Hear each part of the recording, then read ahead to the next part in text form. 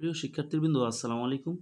দেখো, অনুশীলনী 7.1-এর 17 নম্বর অঙ্কটি আজকে সলভ করব। দেখো খুব সহজে পানির মতো ইজি করে দেখো। দেখো প্রথমেই লিখবা বা এই 2 দিয়ে এক্সকে গুণ করতে হবে এবং 2 দিয়ে 3কে গুণ করতে হবে।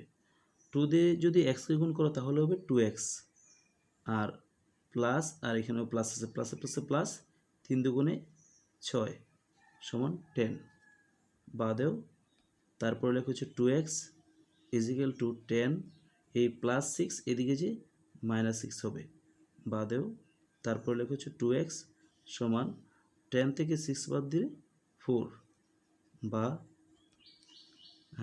x ইজিক্যাল টু উপরে 4, আর যেহেতু গুণ আছে গুণ থাকলে ভাগ হয়ে যায় তাহলে এখানে 2 লিখবা।